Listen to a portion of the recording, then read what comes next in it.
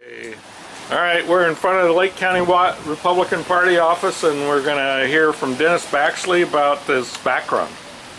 Good. Hi, I'm Dennis Baxley, your state senator right here from Lake County. I serve Lake, Marion, and Sumter counties. And I just want to thank people for the tremendous trust they put into us. And because of your work and hard work, somebody like me, a small businessman who has 5 kids and 8 grandkids, we can do something about the future together. And we're doing it.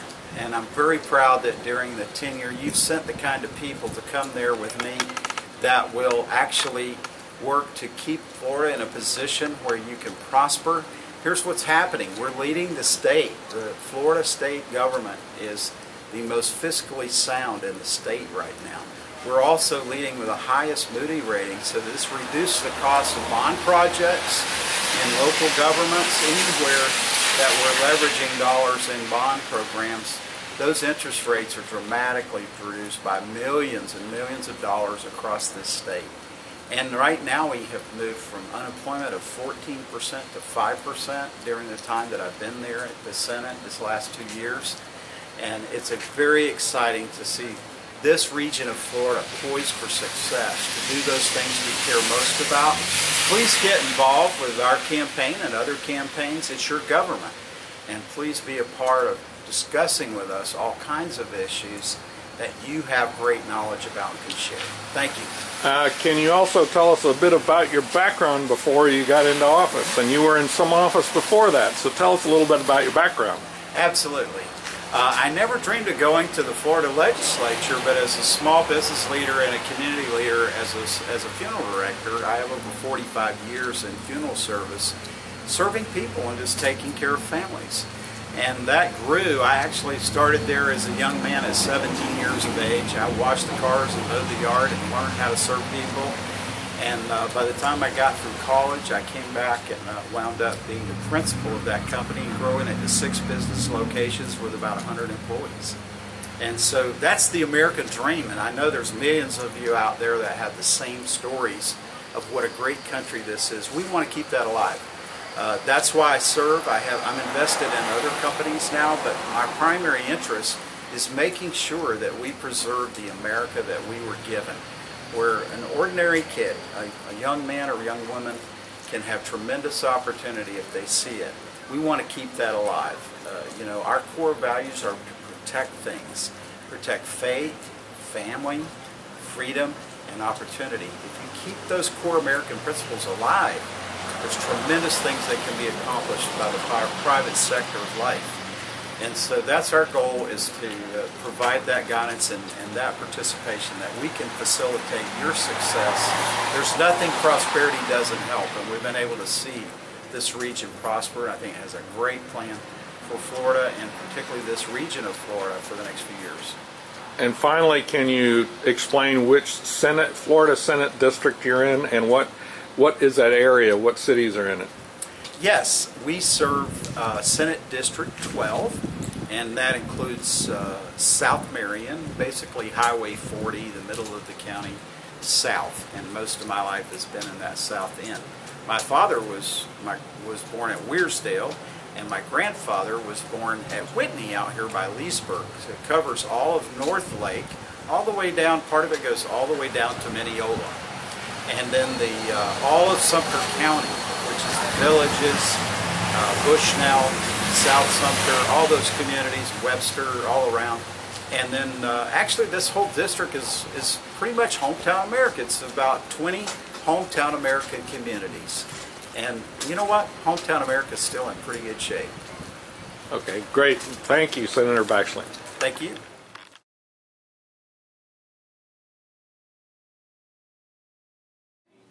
And still, there are thousands of people in our district who've never met me, have no clue who I am. And they're dependent really on people like you who are involved. Our biggest challenge is apathy. But there's a good side to apathy. I'm always seeing the glass half full or better. And the good side to apathy is a few people can make a huge difference. Yeah. Just a handful. If they don't know the issues and they're not,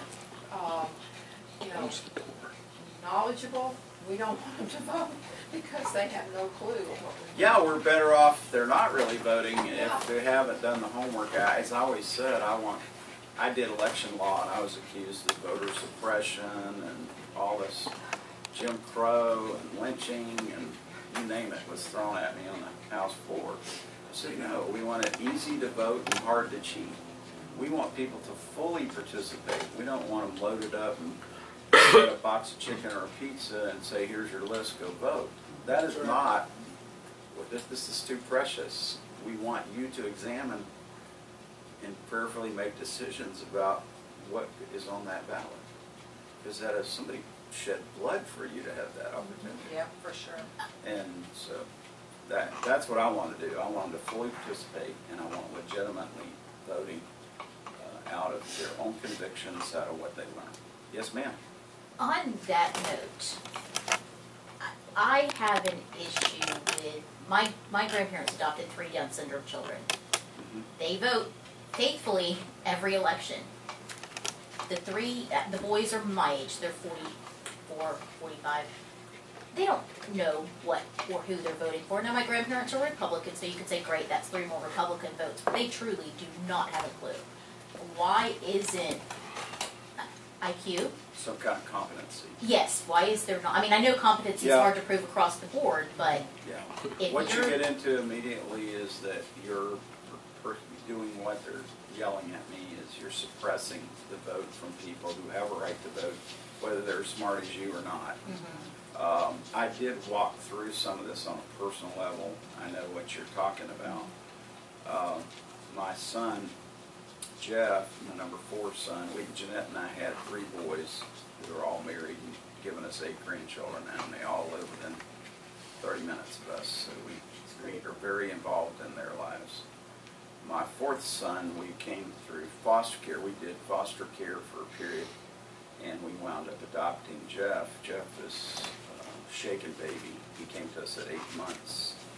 He's blind and brain damaged, but he's a survivor, and he's 32 years old now, and he graduated from the deaf and blind school in St. Augustine. He was there the last 2 years, and he came back home and he started working at Kenny's Place, which is a nursery put together by a family. There's not one public dollar in it. And the Weechens family had a Down son. They have a big family. And they had another boy in adulthood who died of a brain aneurysm. And his name was Kenny. And so the question was, where's Jerry going to work? You know, because it's hard to get a job when you're Down syndrome. And so they did this nursery in honor of their one son, and it's been a place for Jerry to work. Jerry's in his 60s now.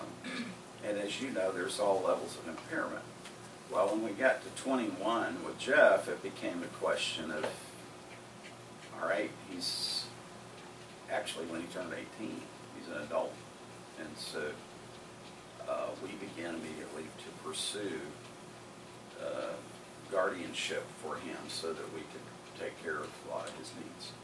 And it's complicated, and I spent a lot of money on it, which I don't know how all the people deal with this that are really short on resources, because it seems like everything you do costs money. I had to hire a lawyer for him and a lawyer for me.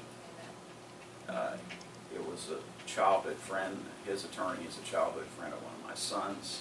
Jeff knew him real well. I said, how would you like, you know, Jared to represent you in this discussion so he makes sure your interests are covered?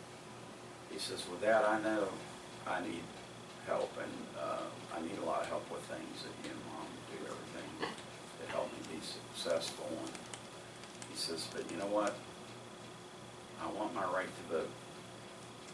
Now, Jeff is impaired, but I'm going to tell you, there's a lot of political discussion in my household.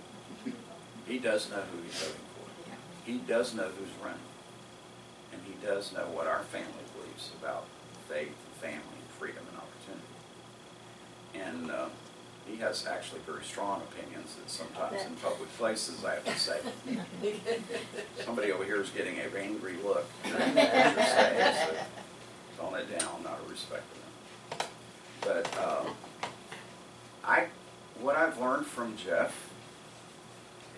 people with impairments know a lot more than you think they know. And I wouldn't assume that on an IQ basis that they're not a lot more, I guarantee you he's a lot more informed than the people I hear speaking for Antifa. Oh, yeah. These interviews on the For street. sure. Even college students. I watched this man on the street interview, and this was in Washington, in an elite college, and these students were all, what's your major? Political science. Political science majors. No offense. There are some good ones. This guy's the secretary of the College Republicans at Florida State University. Wow, good for you. Corey's already, God's already sending people. They're getting it. Women's softball team. There you go, they're tough. So anyway, I begin to realize we underestimate them sometimes and what their influence can be, even though they have impairments.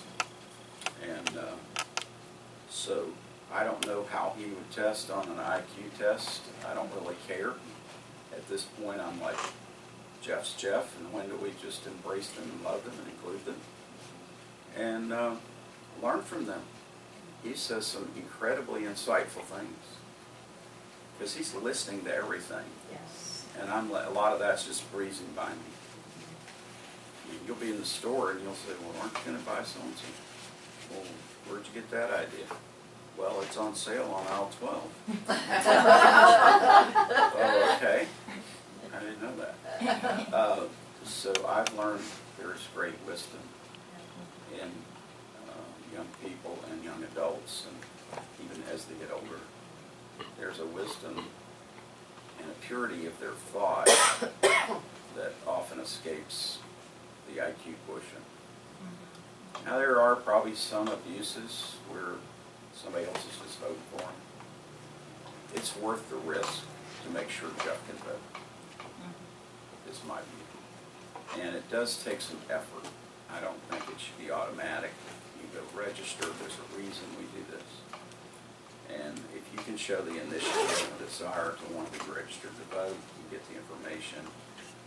It comes around elections. I mean, the guy is on, Jeff is always on his cell phone.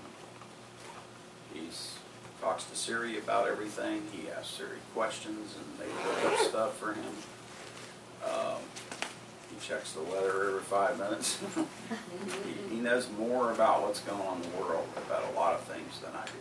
And he has a good memory, apparently. Incredibly good. Well, that's scary Incredibly good. sometimes. Oh yes, I get some of those stories over and over I don't want to hear. Oh, you remember that time you ran out of gas on the interstate? Uh-oh. Don't talk about that. So I think there's a lot more danger in this, the way our opponents do, is just herd people up and give them a pony card and here's who you're supposed to vote for. I guarantee Jeffrey, with his impairment, puts a lot more thought into it than they ever thought about it. And he knows a lot of people. He talks about it, listens to TV, listens to radio, he listens to social media. Let me tell you what, blind people are observing a lot of things that we don't. And he certainly has taught me about the whole world of vision, physical impairment, and how important it is really to include them. And I'm more worried about like seniors getting isolated in care centers and they don't get information, they don't get to fully participate in society if we don't go in there. But it's true. The Democrats show up, and a lot of the nurses and stuff and aides in there, You got them the wrong way. yeah, they come in, they line them up, and they start checking them off for 'em with absentee ballots. This is a big, big abuse. I saw it first Yep. time I saw it was in '90, and that's how Clinton got elected. Well, it is a risk that some people are voting that shouldn't be. But worse than that, we've got people who think everybody should vote. They don't even have to be a citizen. They don't even have to be a legal resident and all kinds of stuff. They're running for office that aren't even elected, citizens. So I share your concern, and I think that what it does is challenge us. We need to be in there with the message. It's amazing what people do when you tell them the truth. And also, if they're in there, we need to be in there because it'll contain some of their abuse. True. Because the fact that you show up, you know, they can be guilty of some crimes if they're voting somebody else's ballots and Yes. stacking up a bunch of ballots and voting them absentee, and the person has no clue. We've prosecuted a few people on this stuff. Well, it's, So- you have to get a list of the assisted living and places, and just have a Go in Republican and show share up information. when they, but you don't know when they're gonna get that absentee ballot. Some of them, Mhm. they'll send off for them for that, The request. and then that when it comes in, and then you don't know when they're going to. We had this in South Florida big time because they would go in and you had people that made little mini careers out of, they controlled this building. And there might be a house seat might be 2 big condo buildings. It's that dense. And the key is what I do in Tallahassee. Get the lights on and let the roaches run. You'll clean up a lot of it just by exposure. If you're there and you're flipping on the lights, well, why is that going? How does he know he's unconscious? How did he request a ballot? And you start raising the right questions, they start scurrying around. I think that was a lot of what Acorn did, but they've only morphed into Altifa and Resist, and they're just moving. The best part with our opponents in it's really sad because in the Democrat Party we used to have conservatives, we had pro-lifes, we had a lot of people that do share values. And unfortunately, the left edge of their party is just totally taken over. I mean, I have seen them absolutely persecute and drive out anybody that wasn't ideologically pure with their pro-abortion, with their redistribution. They would absolutely primary them and run them out of the party. And it's, I think, our opportunity. It's why you see this big movement right now, walk away. Yes, There's people that's right. saying, look, you guys were advocating free speech when I joined you, that everybody had a right to be heard. Now you're telling other people to shut up Right. if they don't say what you want to hear. And as you can see, it's gotten very ugly. It's out of control. We had a gentleman last week. Can you talk about some of your accomplishments this last time? Yeah, I would think. I understand you have a lot of bills you passed. Well, I did, and there's a lot of them are maintenance bills, and I don't make a lot of discussion about them. I just go do my work. I'm not there to pull down a bunch of awards. I'm there to make a difference and keep our $25 state on track. But what that I'm most proud of, I got involved Okay, with we've already started. Okay. some of the All right, college Susan. groups about free speech on campus. As you know, we have unfortunately conceded these university campuses to the liberals. They're most of the older professors are the hippies of the 60s. And unfortunately, people like me, we didn't like the climate. We wanted to go out in the real world. We went through college. We got our credentials, and we got the heck out of there. And we realized there's this blue nest of left-wing thinking that dominates those environments and really persecutes. I actually did a bill a few years ago on academic freedom for students. You shouldn't go to take a Spanish course and hear a 2-hour tirade of why George Bush should be a war criminal or is a war criminal. No, you went there to learn Spanish, and there should be some respect for your role. And it was really funny because we use the same standards that they use for academic freedom for professors. And we said, they're people too. You don't persecute them because, and it's bad. And the faculty, I got a lot of emails because they couldn't get the graduate admissions letter. It's very incestuous. Whoever's head of the department hires people who thinks like they do. And they would hold people up. They would tell them to get out of their class. If they didn't like the philosophy, just persecute them. If you're pro-life, God help you. So I've had a passion for this subject, and in a very intellectual circles where we should expect at least a civil dialogue and equal access, we've got to learn how to have a civil discussion again and support our views. And I don't talk about people, I talk about ideas. And I don't attack the messenger, which is what they do all the time, and they operate totally on emotion, no reasoning argument. Most of them cannot make a reasoned argument for their points of view. And so I got onto this, that what they were doing is, it sounds good, we would have free speech zones. Well, what that means is there's a little postage stamp square over here away from everybody so you don't annoy us. And that's where the conservatives would get put. Yeah, you can come speak, but you have to go to the free speech zone. So our bill eliminated the free speech zone, that any open area of campus is a free speech.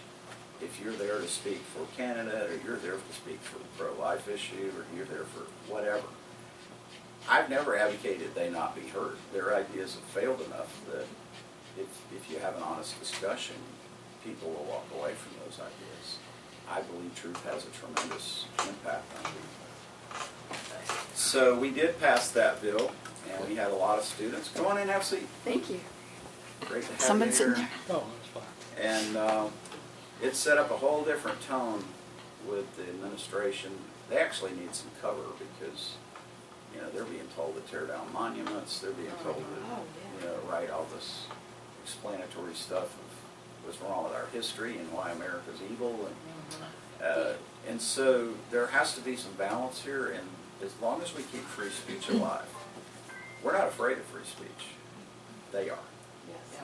They tore down a monument of George Washington Carver, and my grandmother was that was one of her heroes, was George Washington Carver. Yep. Wonderful Christian man, so intelligent, Am I and he doing worked that? under difficult circumstances. It just And takes a they while pulled for it to his- catch up.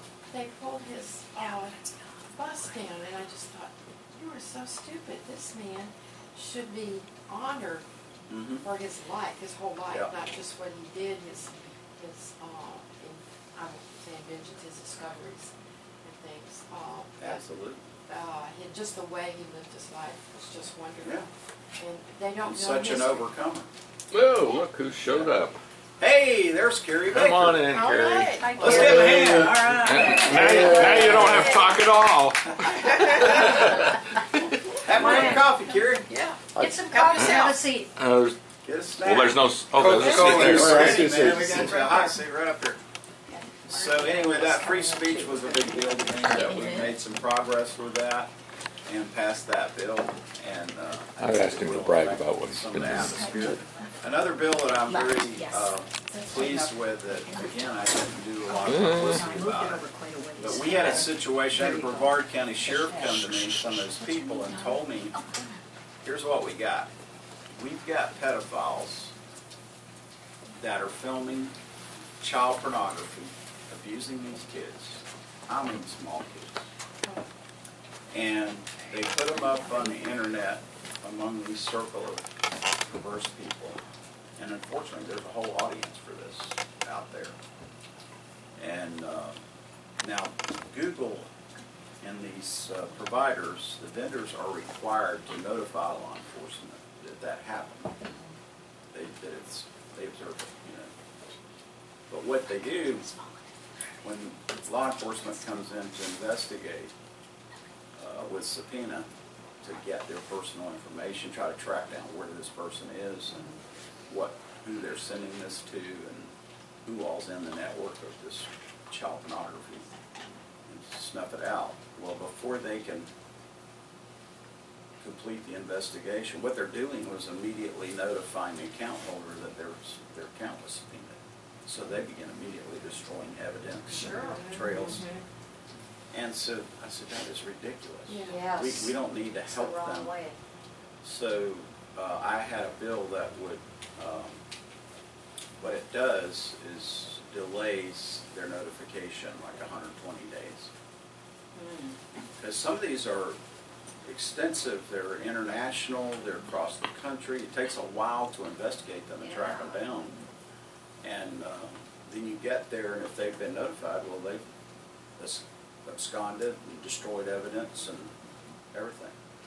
So they had rescued some kids in a tragic situation like this, and the kids are at risk because once they know their investigation, they may kill that child so they're not a witness. That's what they did.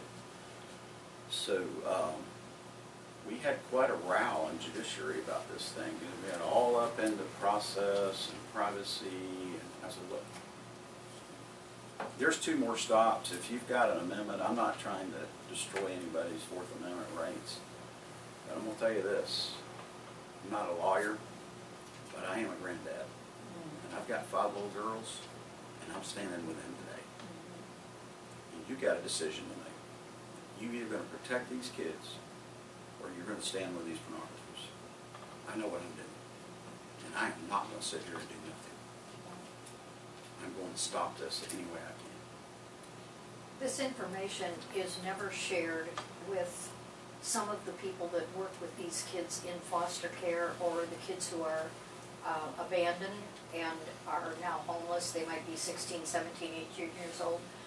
Shay and I both do, with kids aging out of foster care. And we know that those are very vulnerable kids. What can you do to share more information with those of us who serve those kids so that we can be watching to see whether or not they've been, you know, intimidated into this or involved in this? Well, in any sense, the first rule is the child is always innocent. I don't care what they say. Absolutely. They are not an adult. And an adult, that's a rape. I don't care if you're saying a 13-year-old gave you consent. Right. They can't give consent. No, they That is can't. statutory rape and abuse. And so the first thing is educating people, but the loop with the law enforcement team that investigates these, they're frequently sharing that information. We have a lot of alert systems so people start recognizing these issues. And there are mandatory reporting requirements in many of the work environments that you described. They're an accomplice if they don't report it. I agree. And so there are a lot of things to share that information and the fact of what's legal and what's not legal. And you know, and there's some tough cases. I mean, I do get the Romeo Juliet things where, you know, some guy thinks this girl looks 25 and she's 15. That happens a And lot. that stuff happens, and they also go on the internet and you see stuff, and one thing leads to another. They got all this bait and click and pull you in, and first thing you know, your name is, and people can do it to you. I've had it happen to me where they're putting my address in these places to try to discredit me. Oh my gosh. Oh my gosh. And so it's a very vulnerable environment, but yet you've got to work in that social network environment, social media, or you're just not in the picture anymore. It's a huge amount of the way people are getting messages. The problem is a lot of them are fake and false stuff that's been put up there, and it's hard to screen it out and get rid of it. So I would say the real answer is if they will be involved in a group where this information gets shared, definitely law enforcement is looking for help in identifying and interrupting. The problem is the very safety tools that we built, like the mandatory reporting and the hotline. The child abuse hotline is the place to go. The problem is you get into all these custody fights and family squabbles and who's mad at who and who's reporting who, and it works out that about 70% of them check out to be unfounded. Out of that, some of those are slipping through. I'm sure they're real problems. They're serious problems.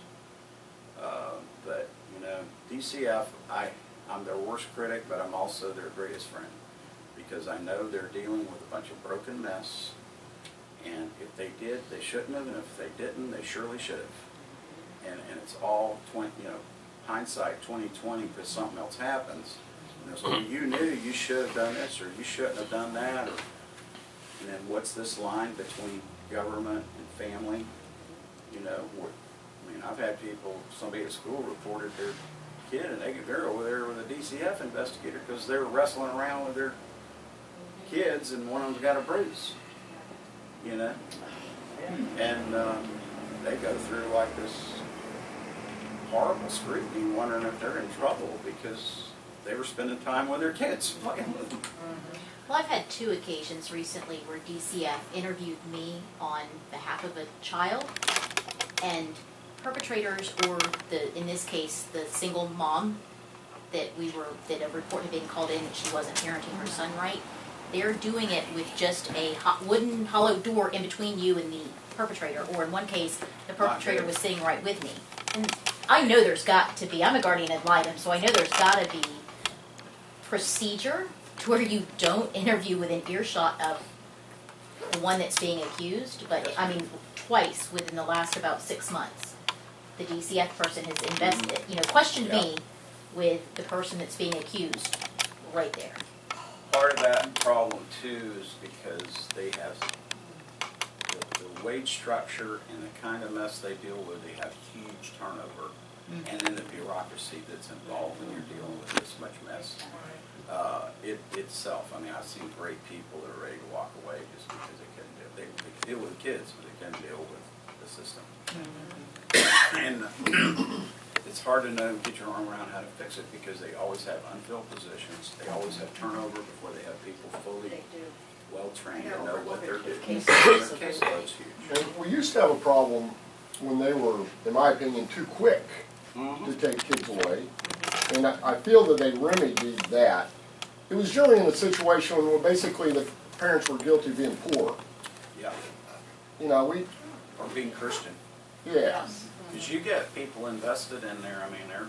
But a lot of it was just poor... I found a nest of LGBT parents. people that are prejudiced about their view, and I found people that are just protecting other people that are friends, and anywhere you have people, you're going to have this mess, and so you have the responsibility of constant vigilance, and we do have to investigate where we see these nests get settled, but well, and I know kids are in the balance. They went to a system where they try to leave the kids with the parents and sort of work, and then minister to the parents and the child as a whole family. Right, try to rebuild.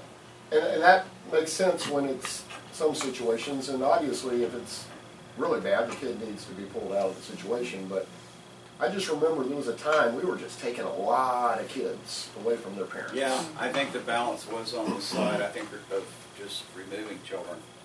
And what we found is uncomfortably more kids were getting re-abused in the system more than they were to stay in it. So it was like worse or worst. Yeah. And it's because these are messy, broken, multi-generational situations usually.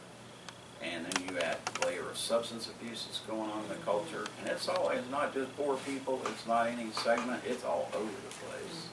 And how those addictions will override all common sense judgment. They will steal from their own mother and beat their own kids and steal from them. It's a very horrifying thing to see what addictions are doing when people, in most of these broken situations, you'll find substance abuse wound in there somewhere. Almost always. Jeff's parents, alcohol, drug, they don't know what they did to him. I can promise you. And then there was some incompetence too, on the abuse of the mother, and they become abusers. That's what happens, as you've seen. The guardian ad litem are, I think, that's one thing I did this year too, is pushed about $3 million towards them, because they need that money that we spend on personnel to organize and the attorneys in that with them greatly gets multiplied by the number of volunteers. I mean, one staff person can leverage 20, 30 people being effective with kids. And so, and in Jeff's case, the guardian ad litem absolutely saved his life because he has direct access to the court as an objective opinion. And they did utilize that. And he took abuse. Yes, ma'am? I've seen over the years how they push the Christian organizations for children out of the loop. Yeah, and There again, used to be a it large- depends how localized this culture, how it gets set up. Fortunately, in our area, some of the strongest and most effective leadership in the area of intervention for children has been partnering with communities of faith and hiring some people who were fully invested as people of faith. And the reason they're doing this with these kids, and I go to these award ceremonies for foster parents, and I'm thrilled in this district with a number of Christian families that are now involved, who do it for far bigger reasons than whatever provisions we can make. Yes. And, I've seen them persecuted too. Yes, they can be. Just And then because I've they were seen, yes, Christians, like I mean, say, I know some districts where there's a big infestation of homosexuals that are pushing their agenda under the screen, and they try to get more people hired that are like them, and set up gay adoptions and all this stuff. So it's a continual fight for the values that we hold dear. And the main problem is just people not disengaged. We've got about 1,100 kids that are available for adoption, even though we kill an enormous amount of kids with abortion. But those 1,100 kids, I'm like, we have 21 million people. We can't absorb 1,100 kids. Just a few churches should be able to do that as a group. But what you find is the concentration with them, they either have severe health problems, they're a big sibling group that they're trying to keep together, they have historically scary behavioral problems. Do you really want that in your home? And so the barriers start popping up, and here's these 1,100 kids that can't reach permanency. That's the other thing we push on, is any kind of tools that will shorten the period that it takes to get them to permanency. It took me 3 years to get Jeff adopted.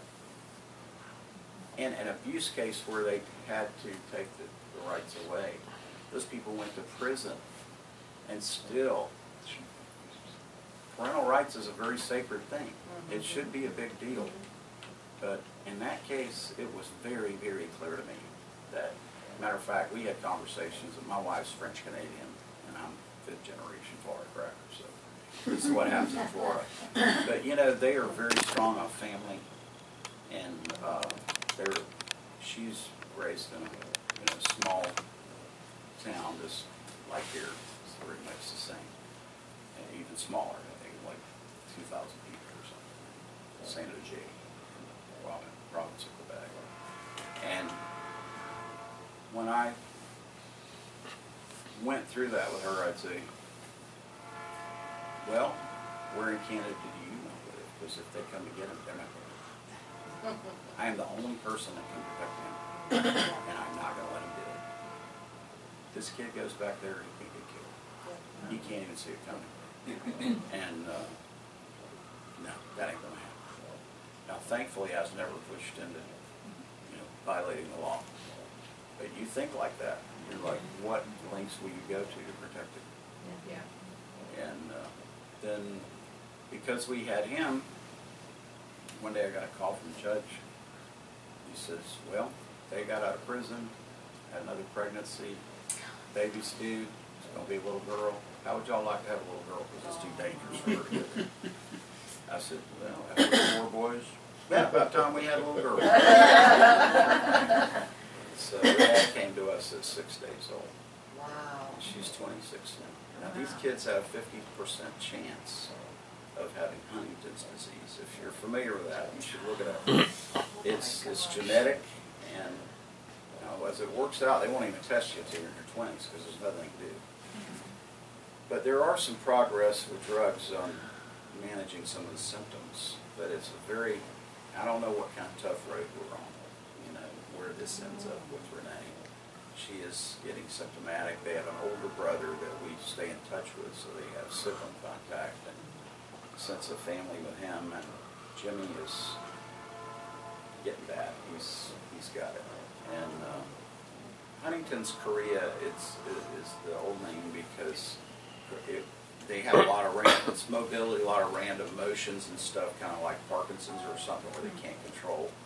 And eventually the whole nervous system is shutting down, and so it's affecting them cognitively. It's affecting them.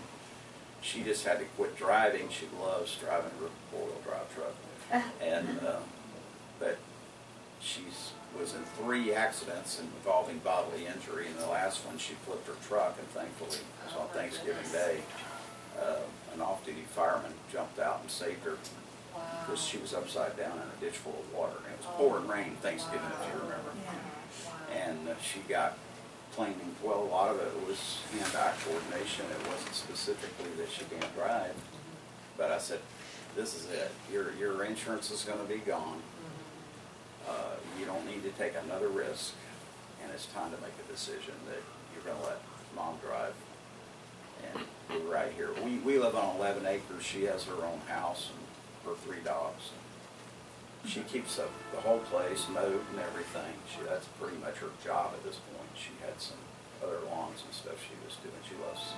She's not a girly girl. She's like a tomboy girl. She has 4 brothers. Yeah, What can I say? there you go.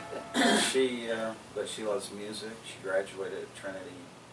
It's a Catholic high school. And she was in band. And but what I say is these kids that they're hard to adopt, they're hard problems to absorb into your family.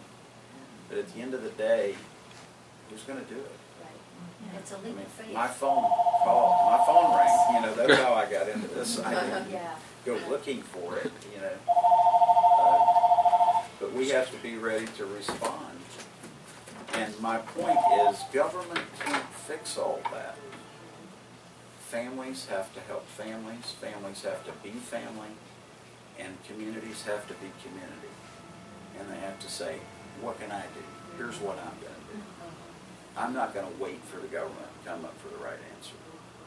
I'm going to get engaged. When I see it, and it's in my field of vision, and somebody's taught me this awareness, then that's there for a reason. And I still don't think, I think the communities of faith can do more with these issues than we'll ever do with government. We're sticking Band-Aids on compound fractures. And some of these go all the way to the base of how they build life and what kind of background they come from. It is a great area of compassion for the community of faith and for conservatives to say, no, we don't need Washington to fix that. They're our kids. We'll take care of them.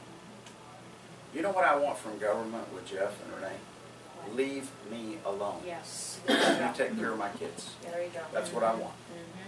Because there's more good solutions in that formula than they will ever be able to put into a bill. I have a question. Yes, ma'am. Yeah, go ahead. So what happens to the children when they age out of foster care and stuff? And I know like there's Florida Baptist Children's Homes and all that throughout the state, but what happens to them when they age out? There are some transition programs now extended so they can still be a part of those families. Some of them are ready. I left at 17. So. Me too.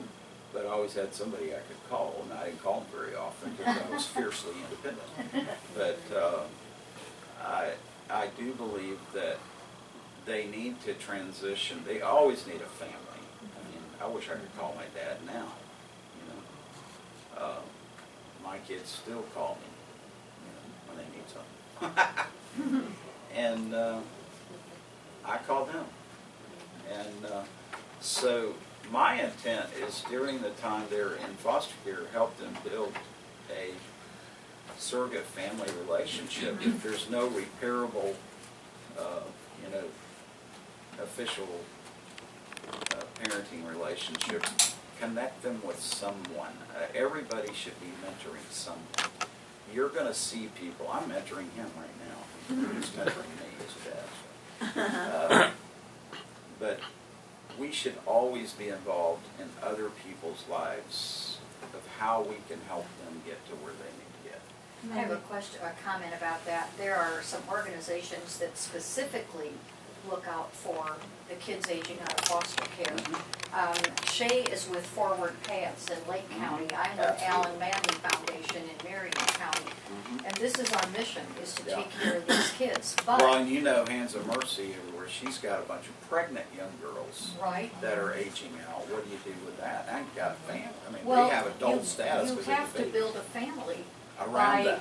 Has to be finding a place for surrogate these family. kids to live close to each other with good parents who really do care about these kids. Absolutely. And then you have to encourage agriculture and trade school, and, you know, not everybody is college bound, but they need to have Yep. a job, they need to know how to do something. And Absolutely. it is just I think college students monumental. need to have a job. I think there's more people college in their way to work than working their way through college right now. Because you start out working and then you see, if I had this credential, I could move here, you know, and so then it becomes relevant and intentional. So I don't think it's like you either go this way or that way. People need job skills, period. Yes. And then they can add additional education Right. levels as they want to keep going. And some of them are ready to jump on there right away. But if you're paying your own way through college and you weren't smart enough to get a scholarship for anything, I'm not asking the government to come get me. Again, when I was 17, you know what I wanted from government? Leave me alone. Let me be free. Yeah. Look, there is, And- oh, sorry. We get too paternalistic with some of these kids. They need to go through the hardships of making a life. They need a lifeline. They need a legitimate lifeline. I still cling to that, and that's what I family. do too, and the family is really important, but one of the things that family is not taught to do in foster care and outside of it is to nurture these kids so that Yeah. their self-esteem is not on the floor and they believe they can learn to do something and support themselves. Absolutely, it's They don't have self-confidence. that. We got off on this self-esteem thing. What kids need is self-confidence, because that's more meaningful. Self-esteem means I'm wonderful, so you have to put up with me. No, I want other people to love you too, so I'm not going to let you be like that. But you learn that through work, Absolutely. contributing, giving Discipline. back. That's where And you self-confidence keep giving them comes from. something to do they can accomplish, and they start growing this self-confidence, then they go even farther. And there's some smart and brilliant kids that with just a little bit of encouragement can be very successful. And it's a rich way. And I mean, we have natural birth kids, we have foster kids that are gone that still call me, we have adopted kids that were foster kids. And every relationship is different. I don't try to make all those relationships the same. But there are so many. If you go to a middle school today, there's so much brokenness in family. Half those kids don't have a father in the home. Fatherlessness is killing us. That is killing us. And I blame the men, because, and what I also blame government saying, well, if he'll move out, then you could do this and you could get this. And we've accidentally just encouraged more destruction. I don't think it was accidental. Well, I think it some of was it on may be. purpose. I think it was Either on way, purpose. it doesn't Yes. work. Yes. Yes. Yeah. On another note, park. We got a guest out there. No, we Yeah. don't. We don't want him. We don't. There, the FBI He's a was called troublemaker. Oh yeah, twice he's on one of my that, fans. on That that, keep it a distance. Oh, yeah. on that Parkland thing. The FBI was called twice. We don't have about his place for him to mental sit. health, And they did nothing. Hello.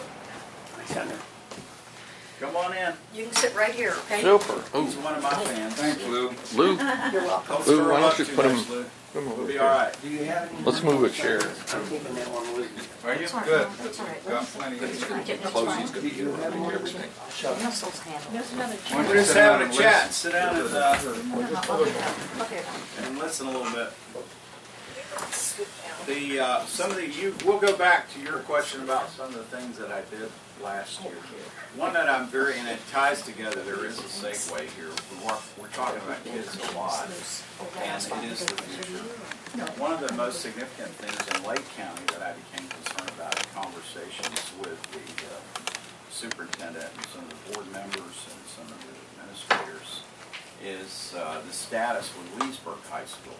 The demographic of it is yielding some pretty bad numbers, and that and I'm very, very pleased with the collaboration that we could get. We actually asked for 1.5, but we got about $850,000 to go in there and re-engineer that whole school as a job preparation place. Oh, good. And that in middle school and in high school, we need to come back in and refuel people's ability. They can be working. You know what? Back in the 90s, I was on a youth trip to Tennessee Gatlinburg with a youth choir my kids were in. And I stopped in this little place. I was moving them around, and they were singing at different campgrounds and doing projects in the mountains there. And I'd have little interludes that I was kind of loose moving equipment and stuff for them. And I go in and I got in this little place to get a haircut. And I had time to get a haircut. Well, it doesn't usually take me long. It's about 5 minutes. This little girl's cut my hair, you know, and I'm like, where'd you get your licensing skills and everything in training? Oh, we do that in high school. She says, I came out of high school with my cosmetology degree. That's awesome. A driver's license and a She charged me cosmetology. $20. This is in China. Miss This Gatlinburg. gal has earning power, man. She can earn $20 over 5 minutes for this little shop. She's turning some dollars over. Senator, do you know when these I'm going to call them high school colleges because they're actually coming out with a certification. Absolutely. I know there's going to be an aviation school up in Umatilla. Yeah. What are the trades that are going to be taught in the Leesburg High School, and how soon will these programs be implemented so that within a certain year you know they'll be graduating with those skills? That's a good question. Well, the program is getting laid out, but it's mainly starting with a lot of electronics and building skills because we don't have skilled tradesmen in all these areas. If you've ever tried to, I've tried to fix. I need a mason. Okay, a big old tree fell and hit the gate in the front of my house. I have been 1 year. I've been through 5 different subs trying to get somebody just to rebuild that brick corner for the gate. And they all have bigger jobs to do. Yeah. Construction's back taking off. Yeah. A lot of people got out of construction during the recession. For a solid year, I'm a state senator and I can't find somebody to fix a bad house. And I don't care how much it is. I didn't ask I think for you need to bid. YouTube it up. And Yeah. About there, yeah. I'm thinking about getting certified so I can build that. But I'm not a do-it-yourself kind of guy. I've got ideas. You know, I like to have people that are good at that doing it instead of me because I'll make a mess. So that is an example. There is a deal right now that every one of them that will get certified in these building trades, and that could be electricians, that could be different kind of technologies. Will it be by next spring when they graduate? Will we have some of those people Yeah. ready? They can be ready. Okay. And here's the deal. There is they just bought another 20,000 acres to build at the villages. Yeah. They can't find enough people to do all that stuff. You go down there, it is just jobs Yeah. available to Yeah. anybody that will show some skill and show up. And they're not, this is not hold the shovel jobs. These are jobs that pay good money. If you've got the certifications and the skills and you'll show up and work, you got a job. And so there is a guaranteed job for every one of those students that will get the training and the certification and apply. And I don't know a better deal than that in the country. And they may go to college some more, but I am really looking, particularly, I'm prejudiced in favor of Adam Putnam because he's right on line. I want to spend some money on state colleges and tech centers and high school and middle school programs to make applied. People don't understand how they could make money. We're not giving them the information. And when you see that dollar bill and you realize what you could do if you just got this certification, all of a sudden your school has relevance and you're going to see scores go like this. Because now they got a reason. They see it. They're not getting that direct pairing up. We're just saying, you could go to a great college if you do well on your, academics. And that just didn't light up my light bulbs either, so I understand this. I have a college degree in sociology and psychology from Florida State University, but what paid the bills is I then went to Miami-Dade for another associate degree to get my credentials to get licensed to be a funeral director. And I wound up building 6 funeral homes and 100 employees. And I was the kid that washed the cars and moved the yard at the funeral home. I had no idea with those work credentials. My sociology degree, that and a couple of bucks, you can get a cup of coffee in about every town I've been to. What made the difference is something that qualified me to earn money. And once we are getting over that, that's not wrong. That's good. Yeah. And this sense that they're somehow less than if they're just doing it for, you know, I mean, a history degree or in international women's studies. We're not giving people the right information to make good choices. You know, I ran a couple of kids down here at Lake Apopka, and they were on some kind of federal work program, working, helping the schools, kind of doing mentors. They're smart, big guys. So, well, what do you think about doing next? Where are you going? You ever think about career? And yeah, I'm gonna be a community organizer. I gotta get out of here. That could get you the presidency. You mean a community disorganizer? That's what they really are, is the who can go in and create a bunch of disruption. And it's sad because there's potential. People come from all over the world. The floor of the Caribbean Ocean is covered with bones of people just trying to get to America. And a lot of them very patient, like my wife's family. You talk about somebody upset with all this chaos and people just walking in and not keeping the rules and destroying the rule of law. Don't get around my wife. I mean, 40 years ago when she became a citizen, we were already married. And she was here legally as a permanent resident. But she wanted to be an American. She had to take a history course to show she could understand American history. She had to demonstrate that she could financially support herself, that she had a sponsor and a husband and an earning power. She was already working at a bank because she could speak French to all these French people that used to come to Hollywood and Dania, that area of Florida. And she got them, and don't get in front of those people's work ethic, I'm going to tell you. They were just working themselves silly. And you had to stand up and swear allegiance to this country above all others. You had to assimilate. But let me tell you, people come from all over the world just for the chance of that opportunity. And yet we got so many people here that don't see it. So why are all of our high school children graduating and they don't know the first thing about our history? They don't know half the civics questions that the legal immigrants have to know. I think part of the reason we didn't push on it for years, we have pushed on it now. There is a civics requirement, and we just took some school systems to task that we thought were kind of cheating about who took the test, and they were kind of gaining the numbers. And because they can control what their numbers look by who they let take the test. Sure. You know?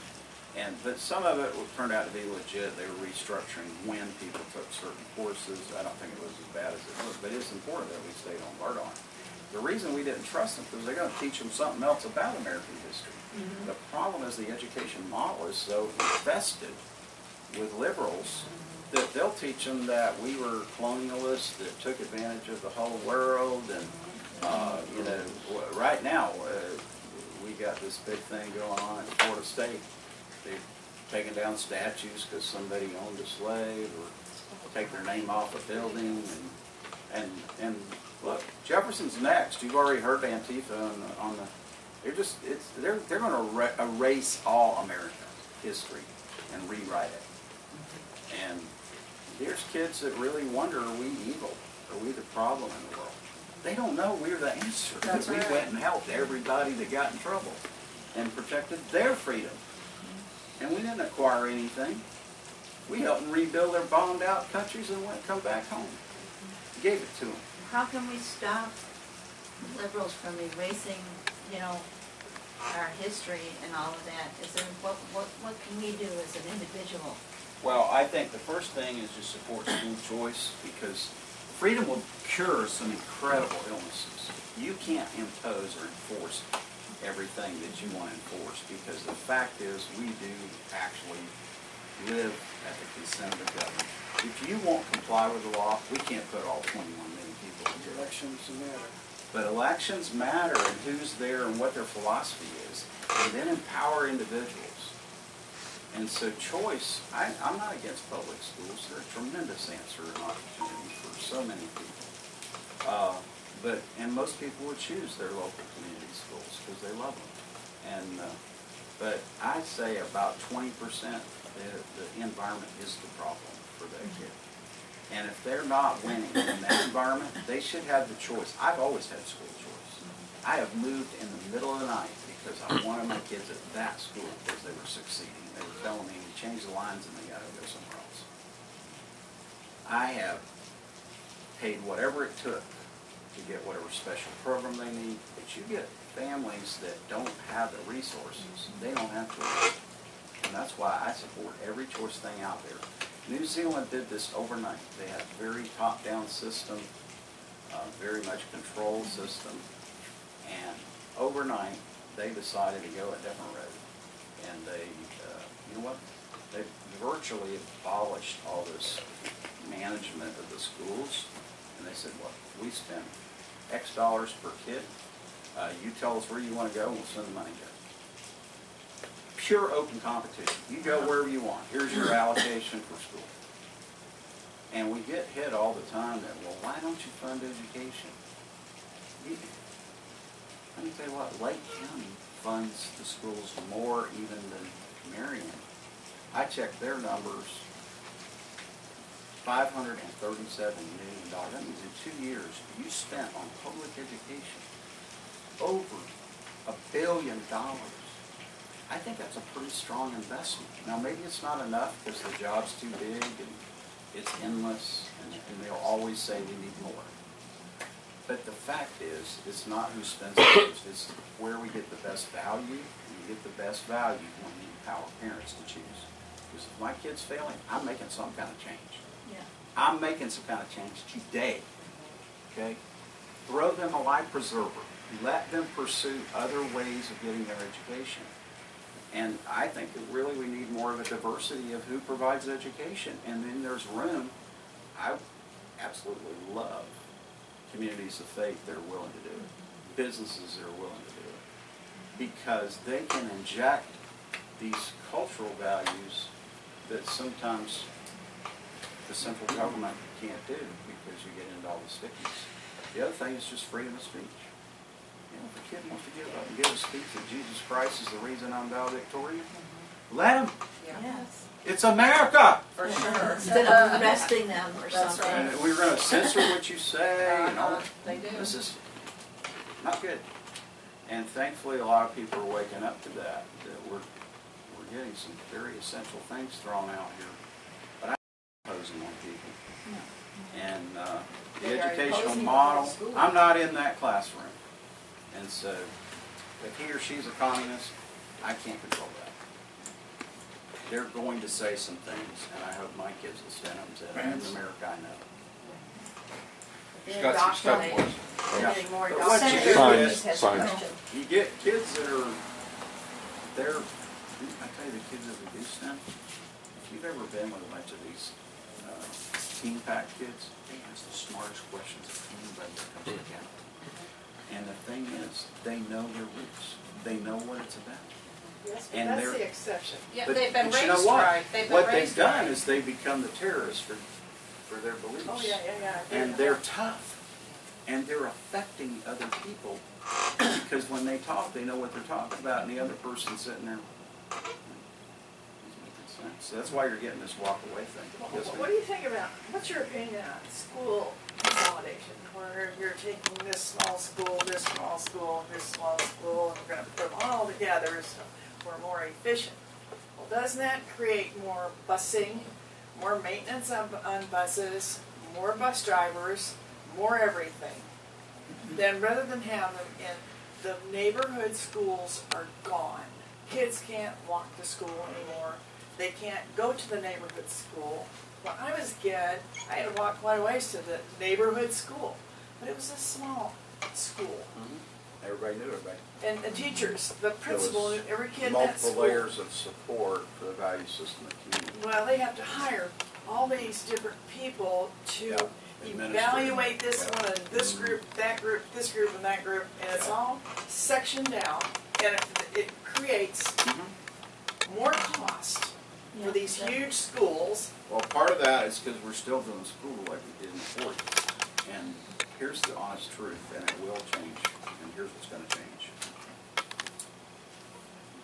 Disruptive technology. What we've been doing is building online school systems that people can get the best teacher of anything, and they can be in the best classroom. And there is tremendous interest in me. I have some grandchildren that go to Florida Virtual School, who use Florida Virtual School. And I'll tell you the truth, they know more because they're directly wired, and they know what's in that key. You can't sit in the back of the room and then find out 6 weeks later this kid wasn't getting it. No, they know immediately they're in there. All three of my Great. kids have done the Online. Florida, they're still in public schools, but they Yes. take the online courses on Florida There you Virtual go. School. One year my boy did half a day Florida Virtual, half of the public school, and it's an awesome choice that the legislature Well, and provides. this is what we see. We built this alternate world to demonstrate it, and we supported it because we could see this is really the future. What's coming, isn't it? But what we need to do is marry these back. See, it's not a problem that you as a school teacher are not the best teacher in every subject. You're a human being. You know, your best subject, we may want you talking to all the 5th graders because you're the best one to connect with them on this subject. You can do that with electronics. You can't do that if you have a teacher who has a limitation in some area of being effective. It's really hard Well, to you change it. have teachers that are excellent teachers, but you know, you have so many different personalities in these large classrooms that it's difficult for them to deal with all of these. It is. Elementary level, clear up to high school. But there is a baseline of number of students that you can operate efficiently and actually have things available. I can tell you, if you live in Lafayette County and you try to find a good chemistry teacher, you're in a struggle. But online, you got one, ready to go. And so if we can merge these worlds of online learning and classroom learning, they shouldn't be operating as different worlds. This system does work. This is how private sector does it. I have 25 funeral directors that have to get recertified in continuing education every year, every time they renew their license. You think we load them on a bus and take them to a building somewhere and sit there for 6 weeks? Heck no. Get online. Get your credentials. Keep working. And guess what? They like it better. They can do it at their convenience. Their life isn't interrupted. But as long as if you look at virtual school, what we're saving, we could give away computer systems. We could absolutely give them away. You're not building a building. You're not sending a bus.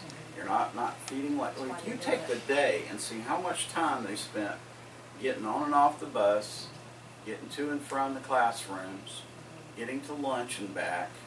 What was the actual training time? 6 And then months they're getting loaded up to go home. Yes. I was in Iraq. You burnt half of it and got nothing done. That's right. I was in Afghanistan actually, and the company I worked for was bought by Deloitte, and they wanted us to take all these legal classes because of the way they're certified in the U.S., and everything was online. And I was sitting there in Afghanistan in my hooch doing these classes, and it was about 15 hours of online training. Very high-end, very quality training. To be honest, it's one of the biggest advantages in getting involved with the military because they can't have somebody just that can march and carry a rifle. This is a sophisticated world we live in. They operate equipment and airplanes and things that are totally beyond my capacity to even dream of knowing. So it is a constant training and learning environment, which then can be put to work in the private sector. One of the problems in the reduced military, we didn't account for the fact the military was training people to work. All of a sudden, we didn't have anybody that could go set up a whole electric system and build a camp. We didn't have any linemen. They were getting trained in the military. When they come out, they go to work for the utilities. And all of a sudden, we didn't have all of them because they had downsized the military. And we had to start setting up places like Lake Sumter that could train people to be linemen. So we were getting another benefit from the military in education we didn't even realize that was giving them expanded skills in all these areas. And again, it's about relevance. They can so much more quickly see how that fits into what they're doing in the real world. and you can spend a lot of this downtime. It's a very effective way to deliver college educations. The local school districts, probably when this other senator was in power, maybe he did it, is they were allowed to create their own virtual schools, and in direct competition with Florida Virtual School. And my observation going to all the school board meetings is they put people that they didn't have anything else to put them in charge of it, and that it just kind of drifted along. But the whole idea was because they wanted to control giving the jobs to their teachers as opposed to going out and finding the best ones around. And I think that do you have any information on whether that's been successful or that they're going to pull back from that? Because I don't think it's as good as I don't think that's virtual going school. anywhere. Florida No, Virtual either. School is the option. Yeah, and I think what did happen is there are agreements where you can be in the virtual school program with part of your students with a school district.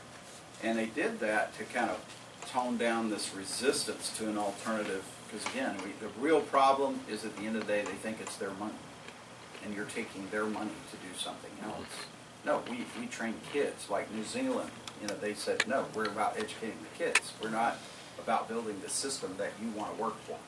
Well, they And still so- won't tell parents that there's virtual school Available. options.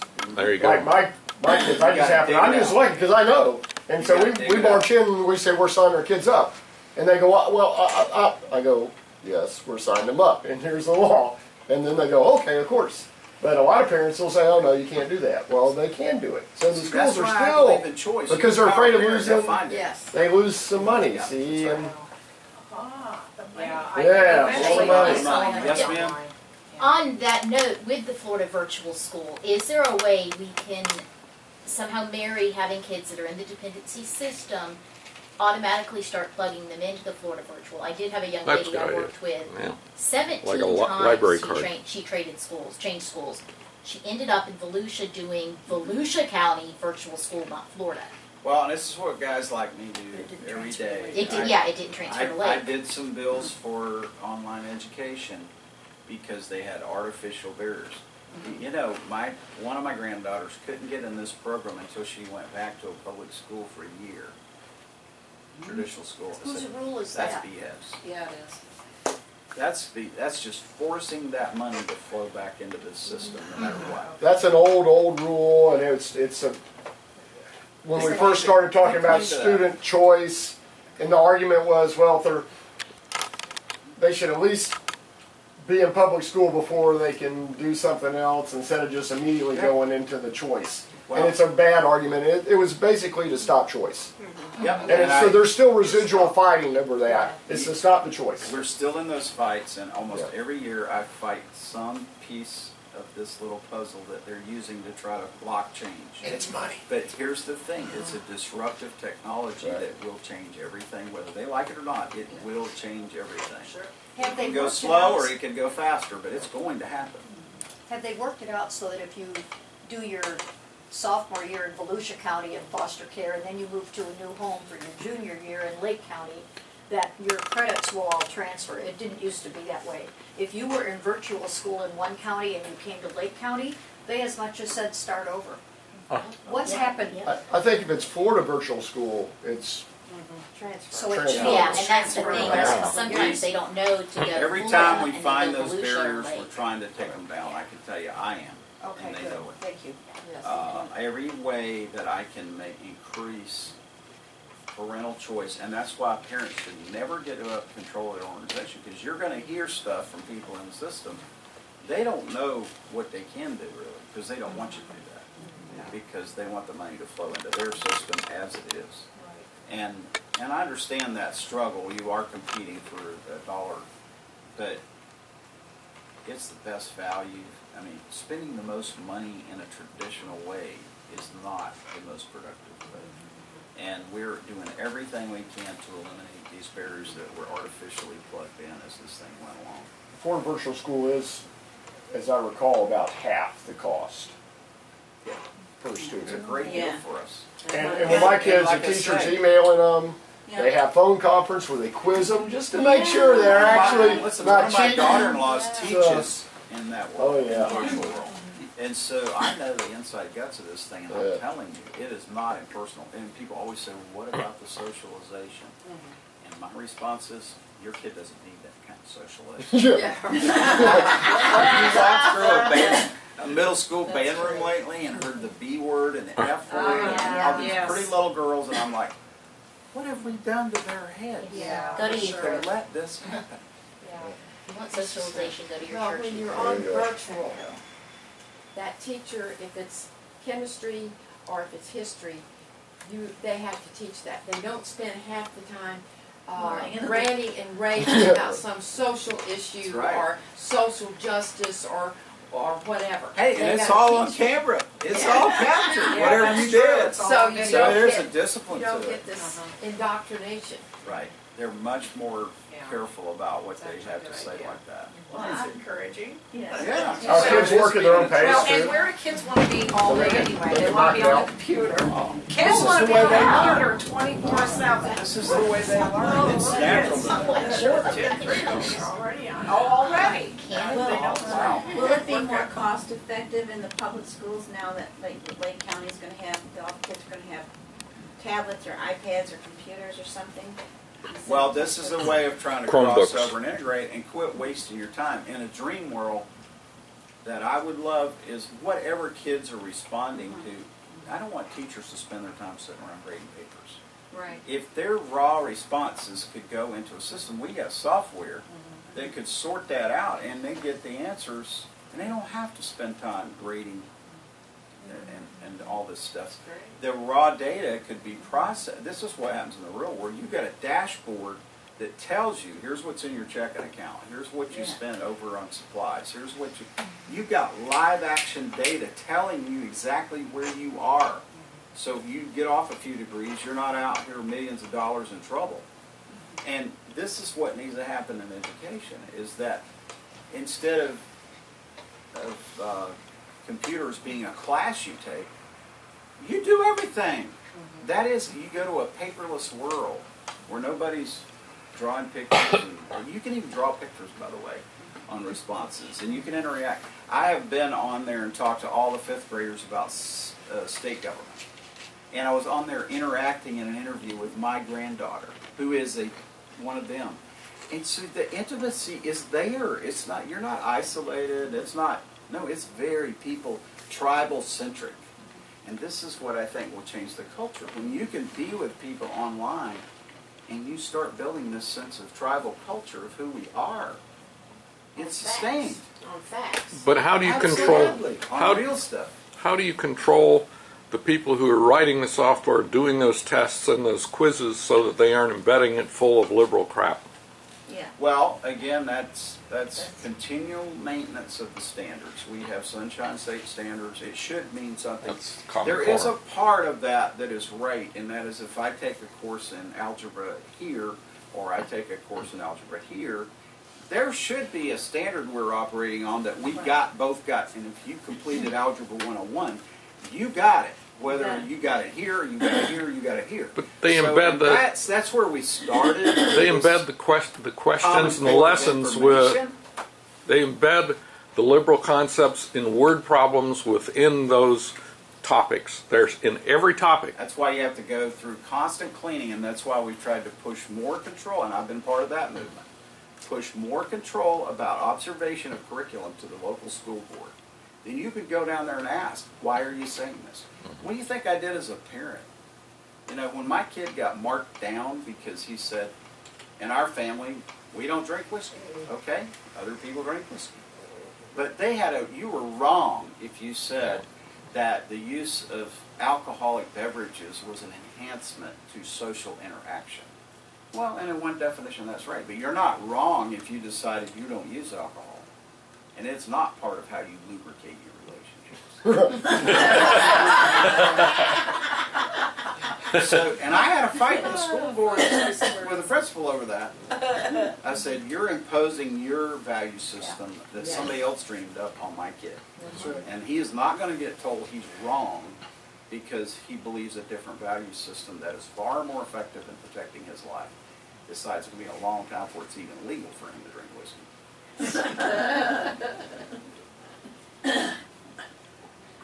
The price of freedom is eternal vigilance. You just have to stay in there. And you're never going to have a bill passed that cleans it all up. The legislature is where we have a discussion, and it is endless. That's what I learned. Nothing is ever finished there. This is the way a free population gets to have a discourse about every kind of topic there is. And I get yelled at all the time that you can't legislate morality. Every bill we pass, every appropriation we pass. Thank you, sir. Thanks, Carrie. Yeah, thank you. Everything. Have you we shared what pass great is physical shape reflecting the state of somebody's Florida's in value. yet? What's that? Before you leave, share the great fiscal shape our state government's in. Oh, Already absolutely. done that. We Oh, you've already did done some that? of that early Yeah, because good. that's big picture stuff. You know, if you can keep freedom alive, And the and valuations you are can keep improving. your state from being in debt, we don't spend money we don't have. Now, hard assets like a road or a water system or a sewer system, they may be bonded because you got an asset. That's not money like spending it, giving out money like we do at the federal level, and it's just gone. You have no asset for it. You can bond something if it has an asset that you're accumulating. That's not redistribution of dollars. That's using your money wisely. And but if we can keep those interest rate, it could be the cheaper way to do something. It'll actually save money if it's at the right interest rate. But if your bond rating is so bad that you're paying enormous money cost for doing that, then you lose the value of that being a good economic tool. So that's what I want to do, is keep my hand on those big picture items that keep us in a place where you can start a business and we're not always in your way.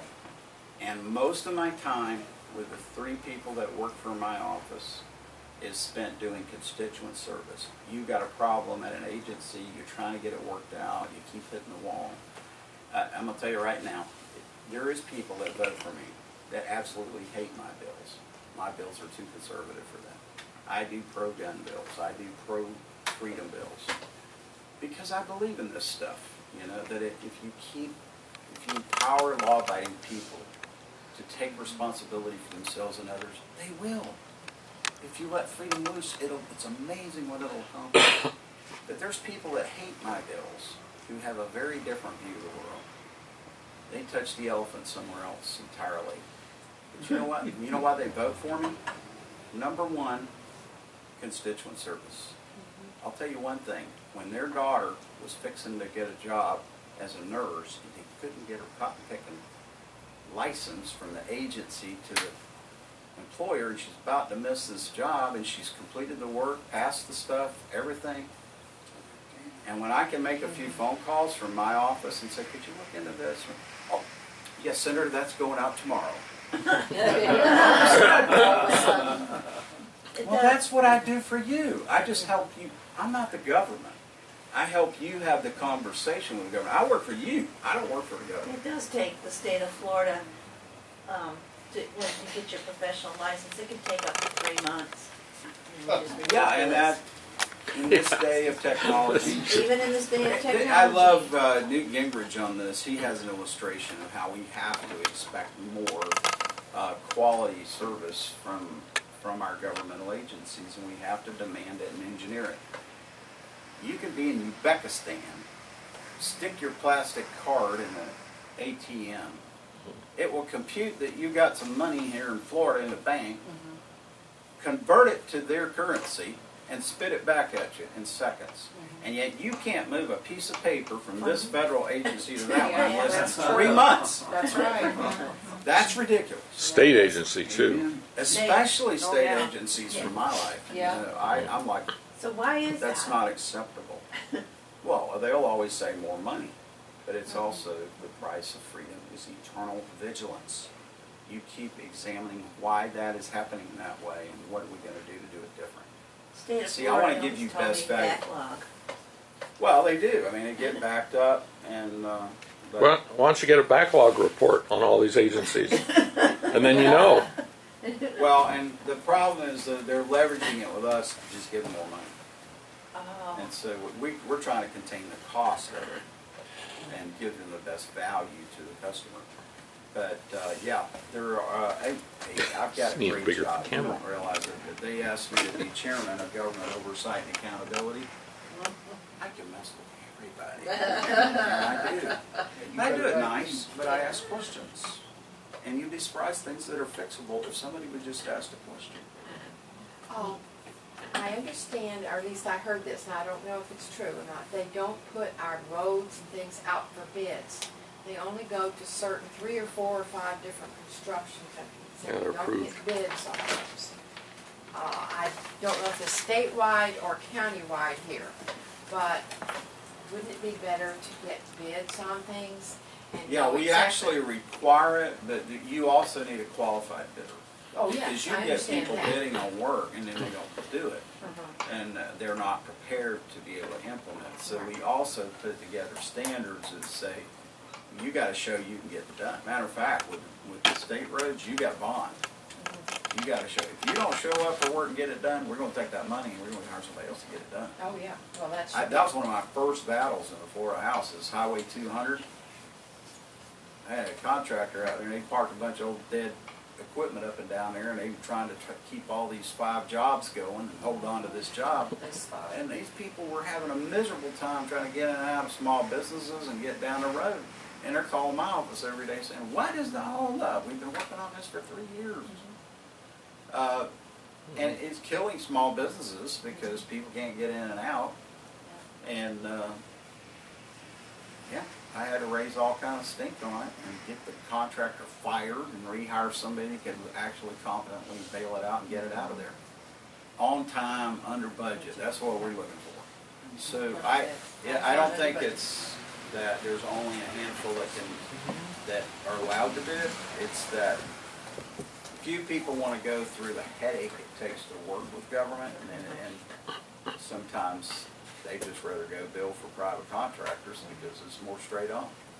So but there are some big billers, and it was very easy to get in trouble with bid rigging and collusion. There's a lot of ways you can get in big trouble doing government contracts. Me personally, I don't want to contract with the government to do anything, because I know, particularly since being in public office, the cardinal sin for me is I will do nothing there that will benefit me personally. Absolutely not. I will get 10 feet back from that goal. I'm never going there. This is a rarity. I drink a cup of your coffee. I don't let anybody buy me. Why? Because of the gift law. But really, it's more the perception. Yeah. Because really, you can't buy me a cup of coffee down here at Wolfie's and pay the bill, but you could put $100,000 in Floridians for a Strong Economy, which is my PC. So it's kind of kooky, but at the same time, how am I going to do my business and get elected if I can't advertise? You can't. You look at what money, if people think so much money is spent on elections, this will shock you. I saw these numbers. I can't remember the numbers, but I remember the result. Last election cycle, compare that to Halloween candy. What you give out for trick-or-treating? In the United States, we spent more money on Halloween candy than we did on all the elections of the entire country. Oh, for heaven's sake. Wow. So, it's perspective. Wow. You can't deliver a message without some money, I'll tell you that. These people want to get paid when they do a mail out. These people want to get paid when they print some signs. These people want to get paid when they put up a radio ad. These people want to get paid when you boost social media. Everything costs money, and it takes people to do it. You need a staff that can work on these things. That doesn't work for the government. And no, I don't think there is too much money in politics. I think with the importance of it, we should all spend a little bit. And I love it. I mean, I love to get a $10 donation and realize that was sacrificial. That means so much to me. When I know a little lady on Social Security still loves this country enough that she wants to send a good person, and she sends me $5, that means as much to me. And oddly enough, it would shock you. I have one donor in 17 races, the largest donor I ever had. He's not the largest donor, I am. I spent $360,000 right out here to the Year Center. Why? Because I had that call. Because I don't know what kind of government my kids and grandkids are getting, and I'm investing in that. But my biggest donor that outside of me gave me a $100,000 check one day for a political committee that I was using to run, to get set up. You know what that guy's asked me? This was 3 years ago he gave me that check. You know what he's called and asked for that $100,000? Nothing. Nothing. Because he do it. He wanted good government. Yeah. This kid grew up in foster care. I say kid. He's older than I am now. And he grew up as a foster kid in downtown Atlanta, just a few blocks. He doesn't even live in Florida. He has very little investment here. He's very, very interested in planting some good people that are rising up through that system so that we have a quality government. That's what we're doing here, and working Absolutely. in You're this investing. office. Is trying to Investing in encourage that. good people to run for. And it's a good investment, the time you're putting, because it's America. It's what we're going to be. And a few people can make a big difference. Yes. That's for sure. We had fun. Yeah. I couldn't believe we had this lively a time. I had a ball. Every candidate that's been here has said that they thought, even though it was a smaller crowd, that it was very beneficial. They enjoyed the questions and the conversation. No, we really don't have time in most settings to get deep When you have a enough. forum, you don't have time to. No, you got all these people to get up and so what do you do with 2 minutes? I mean, And we share our information with those outside this room. well, that's So the they- thing, that's is you know very how true. people think, and they're real to you. It's harder to be all cynical and say, oh, they're all crooks. You know what family sacrifice. I see people there go broke because they are having a burden for public service. They're not all crooked. They're not all for themselves. And I don't know how anybody gets rich in government. I've done nothing to lose money. But Well, Hillary got pretty rich. I found out. There's a few of them that got pretty well. And some of that stuff they should be in jail for. I mean, I think it's absolutely immoral. Closing. Yeah. Clothing. Can I ask a question about education? Yes, sir. I haven't gone to the school board meetings for like 12 years now. There's a constant chipping away, it seems, of funds coming from the state to the school districts. Even this latest thing about the Marjorie Stoneham Act, and you got to have all these extra people in security at each school, and then no money, very little money, and then it expires after the first year. And so, am I right? My observation is that there's just kind of a cold-hearted credo in Tallahassee to shift all the cost of the schools to the local community, and yet they don't have the ability to raise their own taxes much. You know, what do you see happening? Is there a long-term solution, or is it that they're just going to take more and more money away from the schools, and then the locals are going to have to be faced with a decision on what to do? Well, I can understand how that perception develops, that a lot of it is perception. People ask me, what do we do up there? We play 9 blind men and the elephant. You know that story? It's very real to me because of Jeff being blind. But they want to try to help these 9 blind men understand what an elephant is. So finally they bring in a big building and they put them all around and they get their hands on it, and one of them's got the legs. Oh, I get an elephant. It's like a tree trunk. I got my hands on it. And I one in the back, he's got the tail, and he's saying, I don't think you're lying because I got my hands on it. It's like a buggy. And then the one down in the front says, you're both lying because I got my hands on it, and an elephant is like a fire hose because he's got the trunk. And they all have touched 9 different places. It's very real. It's exactly like that where they touch it. But then what you try to do is calm down the arguing and listen to all 9 blind men and see what they're telling you. What they won't talk about at the school board is in the last 8 years, the per pupil spending increased over $1,000. Wow. The other place that you touch the elephant is the number I said.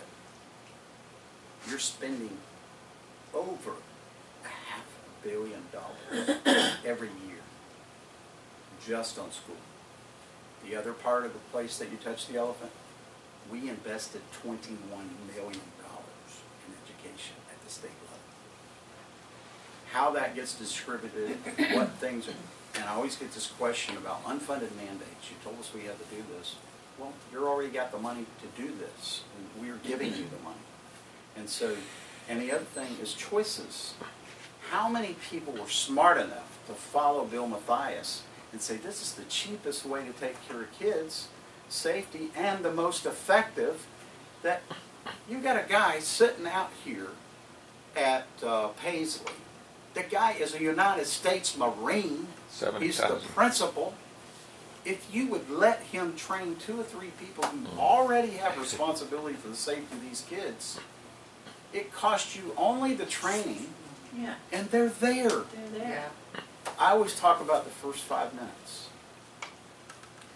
You got this many people that live by the rules. So if you give them more rules, okay, they might live with it, but they're not the ones doing it. You got this many people. You know, we lost 17 students in probably 100 years in school attack. Yeah.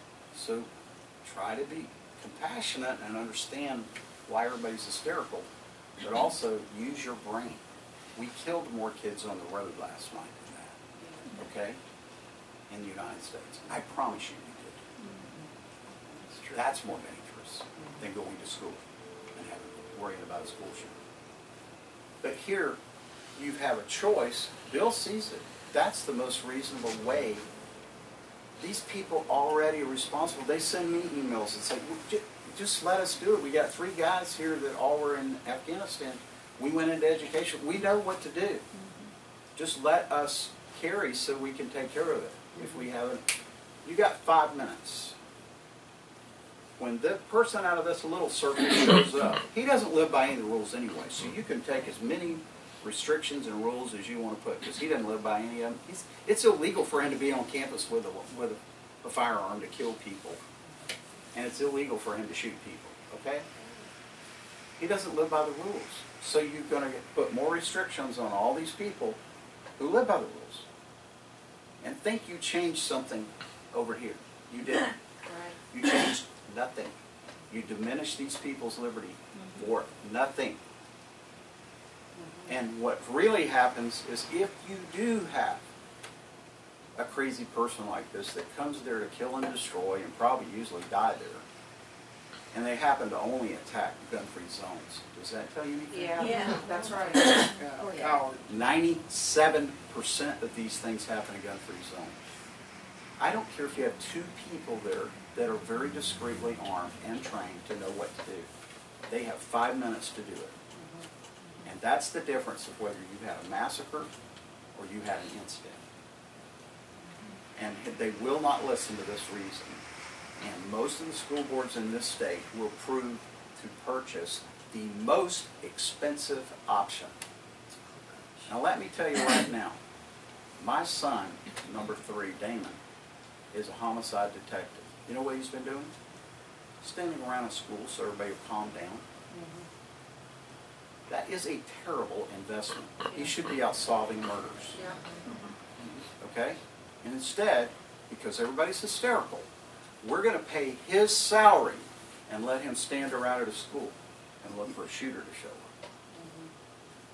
This thing is not being reasoned. It's all run on emotion.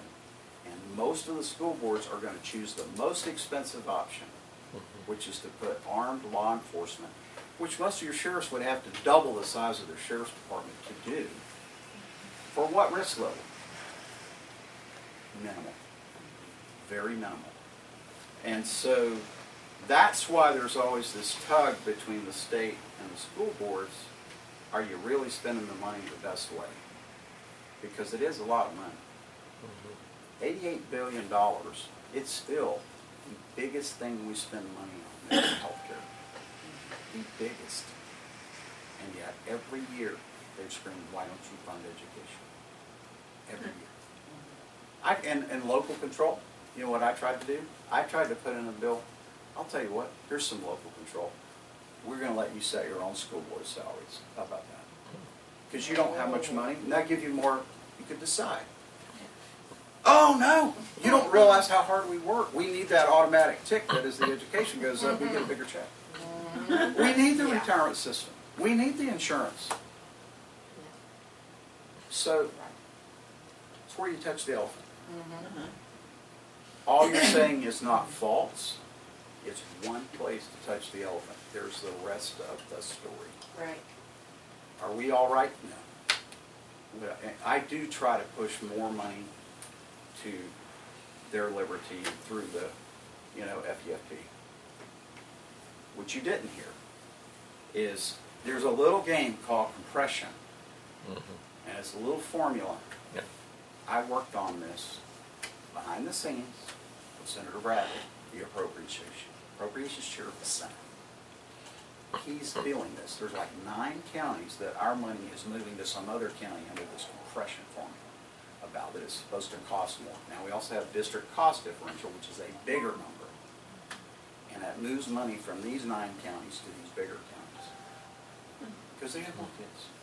And it costs more to teach somebody there, just according to their theory. So we're battling internally also with how this distribution goes down. What you want here is we through the alteration of that compression, we moved about $3 million to this county that was going somewhere else.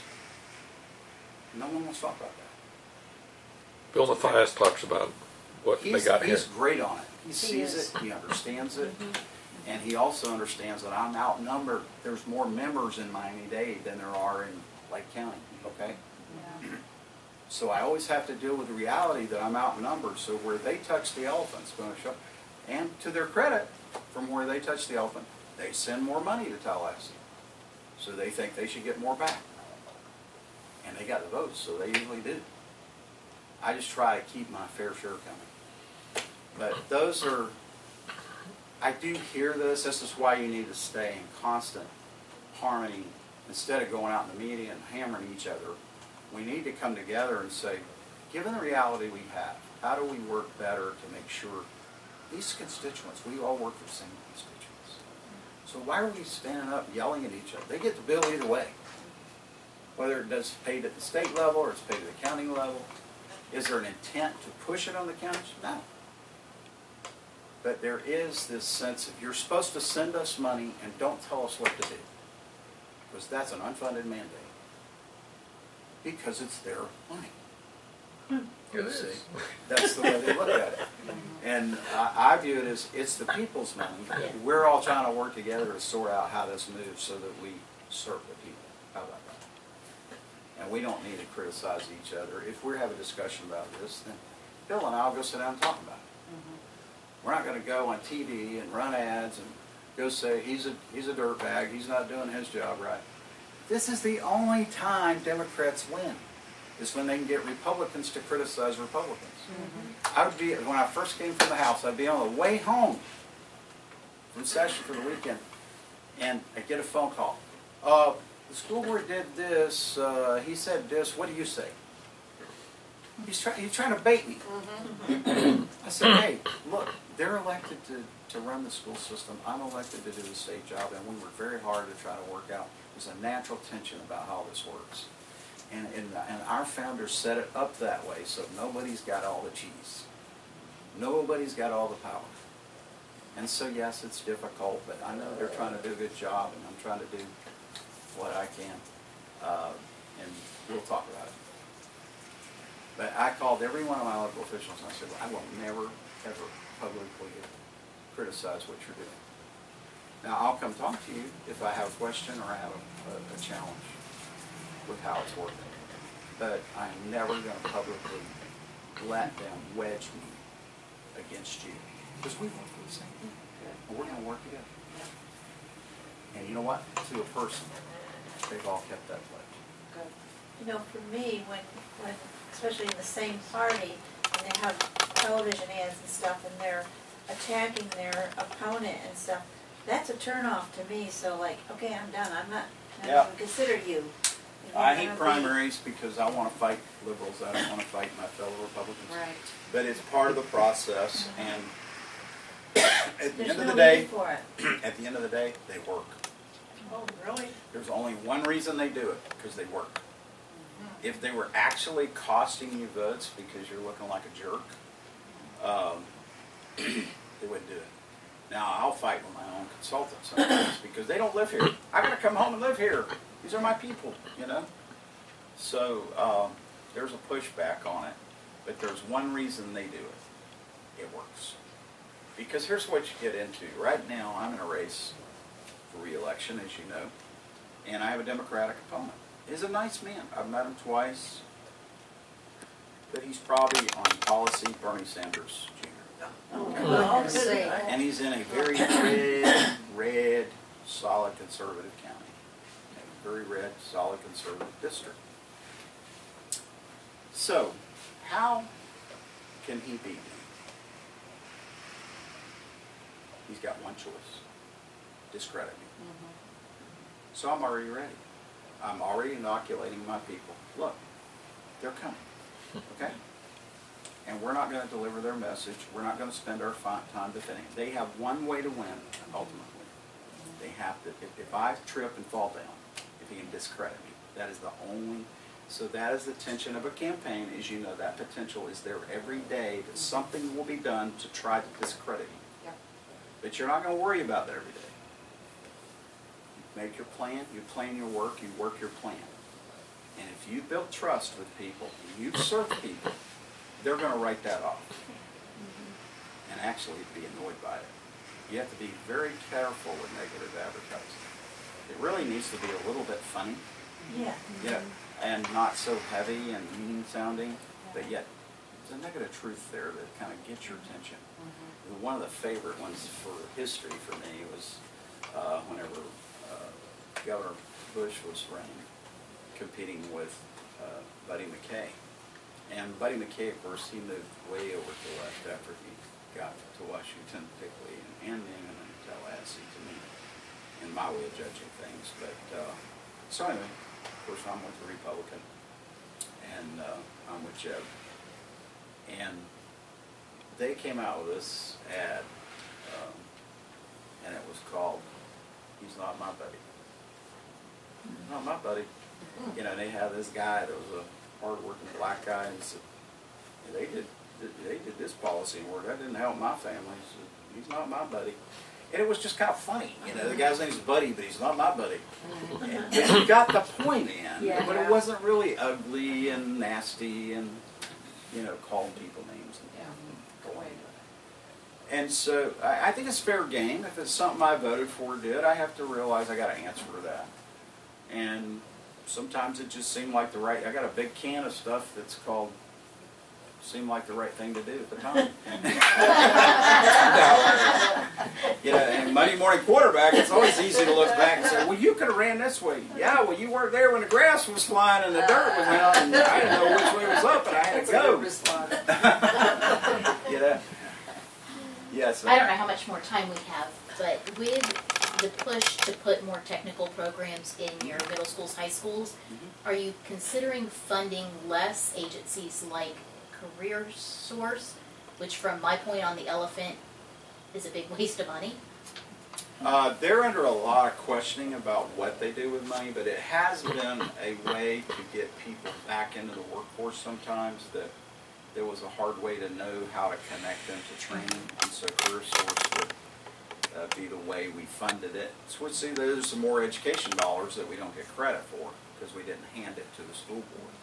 But if you help somebody get back into a better career who was out of a job by getting them into some training, it is an idea that works, but we do, it's always going to be a debate about what's best value and what are we getting for the dollar. And quite frankly, Career Source, they're under a lot of scrutiny about it. So, But I think there is a role for them, but price of freedom is eternal vigilance. You have to keep questioning, are we doing this the best way? And depending on where you touch the elephant, there will be a debate. And I said, you know, as long as you can file a bill or file an appropriations request, you're going to have a debate because it's on the table. And then you get to try to sort out what's the answer. And usually I go home, everything didn't ask, why did we do that, or why didn't we do that? Or, you know, I have this ambivalent sense that we didn't get it done. But then after a few weeks pass and I stand back and I realize, well, you had 3,000 bills passed or submitted and you only passed 200. That's good. A bunch of stuff died. Spent a lot of stuff killing stuff that sounds good for this one thing, but then when you find out all of the unintended consequences, if you do that, this is going to happen, that's going to happen, that's going to happen, that's going to happen. Well, most of the time, a lot of time, the juice is not worth the squeeze, and you'd be better off to leave it alone for a while and see how many of these things can get worked out in the private sector, and then how we best facilitate the answer. Those are good questions that are being asked about them. What is the value here, and what is this the best value? Hey, I don't blame it. If I was a school board member, I want every dime of it in a hands-off pool that I can spend however I want. That's the way I'd love it. Yes, I'm one of 40 senators, and I don't get to do that. Right. Everything is going to be questioned and competed for. And if you want specific things done, then you have to make them conditions, you know, categoricals. If you just pour it in there, it'll just pour out, and you won't know what you got. I had this about teacher pay one time. I went and talked to a big group of folks that were working on their master's degree. They were in a special class, and the teacher was a friend, and she invited me to come talk to them about it. And well, immediately they all jumped on the theme. Teachers don't make enough. I said, number one, when you decided to be a teacher, did you know what they would pay you? Half of them didn't. Okay. When I take a job, I know what the pay is. Okay? Then I make a decision. Are any of you, as teachers, because they were all teachers working to move up, you know, with a higher degree, another master's, and I said, are any of you making less than you were promised when you started? No. Okay. Are you in FRS? Will you get a check the rest of your life if you stay with us? Yes, you will. Do you like the insurance? A lot of people don't have insurance. Okay. All right. You are the smartest teachers, or you wouldn't be here advancing. And I said, you know what? My funeral home's like that. I've got the best people in this market working for me. I'll correct that. I've got the best ones in the state. They're so good. You know what? I'm going to go home. I'm going back over there, and I'm going to double salaries because they're worth it. Now I'll have to double the price of funerals. That's right. But I'll do it. And that's the reality that many times when you're touching this one spot of the elephant, you don't understand. As a business guy, you do understand. There's a balance here. Economics 101. And but it just floors me how people kill each other to get these government jobs and complain about them from day one about how they're not making enough money. Yeah, the benefits make up for Did it. you check and see what they pay or what the benefits are? Here's what my life has been about. I started out working for $1 an hour, you know? And my goal was always to live within my means and then try to improve my earnings. And I know what it is to live in a $2,500 trailer and a $20 a month trailer park. You can imagine how nice that was. But I never thought I was poor. Place to live. It's a mindset. And You the can afford it. I'd say, I had a $150 car. That was its purchase price. The only problem is it didn't have reverse. So I asked him, you better be careful where you park. 'Cause you better be able to roll back. 'Cause if you got to push it back uphill, you're on 7 hills there. But I never thought we were poor. But the key is you can always spend more than you make. And what happens is people set, this is my cost of living. Now you have to pay me to it. Because this is where I want to live. Instead of the other way around. And I'm like, that don't work. Because you can always spend more than you make. And it takes a great discipline to say, I can't say because you want to live in this bigger house and have a bass boat that I got to pay you more so you can be there. I don't have a bass boat, okay? I live within my means. There's things that I don't spend money on so that I can give money and spend money on other things. And so to do that, you say, what can I give? What can I contribute that will increase my value to? And if not, move on. I said, if I was that unhappy with what my salary was, I'd get out of there. I think something that's missed too, is my husband was a teacher, 2 of my daughters are teachers, and he always said teaching is a 9-month job, so you get a job for the summer. And teachers don't think about that. They don't think like that anymore. They have the summer off. But he Well, that's when they travel houses, to Europe and Yes, Yeah. exactly. Yeah. Jamaica. I never But they need thought of money. doing stuff like that, and plus, I always say, I always had 3 or 4 jobs. I got a big family. That takes a lot of grease, Yes. Yeah. And so, I'm not just a funeral director. I'm Right. also a real estate investor. I'm also I own part of a company that builds brake cams. I work on deals all the time to do stuff in the private sector to make my value more, so that I can do more in terms of being a giver, and I don't want to be a dependent of anyone. I'm not trying to get something from someone. I want added value, that I created a value and that got compensated.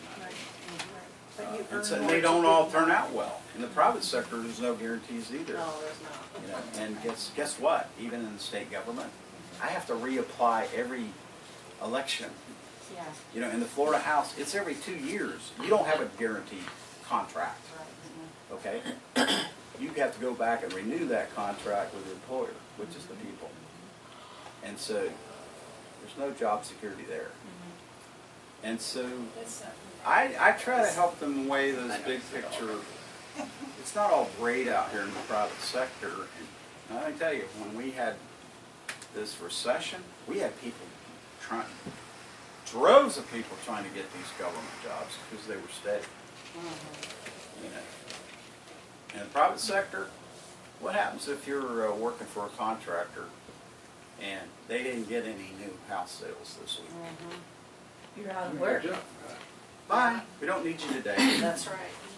You don't get paid today because we didn't have any work for you to do.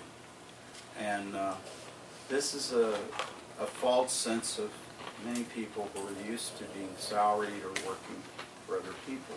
They also don't realize that the owner, you always have to deal with this thing that they make all the money and we do all the work. That's the back garage mumble always, right? Never mind that I'm the one on the risk. You can walk out of here any day you want. I can't. And you know what the owner gets paid? The last money. Yes, If that's there true. is any. That's true. And he may have to put some more in to keep it floating. Yeah. And so this concept of rewarding risk and people willing to take risk and invest. Why? Because I knew 100 families were depending on me making this little model work. It wasn't just me. I couldn't write paychecks Friday if I don't make this work. And their families are going to suffer. So if you can help people get the big picture, they'll be so much more content rather than it's all about me. That's why my wife will not sleep in the same bed most of the time. She gets up there. Get that dog to sleep now. We had like half a night, That's our mascot. I'm in full sympathy. I'm just glad it wasn't him. I thought it was him. This is his second home, the dog, so he feels very comfortable. I'm going to end this conversation on one note. this is a great country. Yes. We Yeah, are it so blessed. That's 70% of the world does not live like we do. That's right. And I want you to help me do everything we can to keep it alive for our kids and grandkids. Thank you for all you're doing. Will do. I am just totally stunned at the people who pour their hearts into protecting this electoral system. I can't believe the people that show up as contributors, show up as workers. They'll get in there and do their piece of it, and it's just nothing significant's done alone. But each one person doing that one thing that they do, it makes it work and it keeps it alive. Yeah. And I can't thank you enough. Right. God bless you. Thank you for coming. We thank you. Let's go win some. Yes.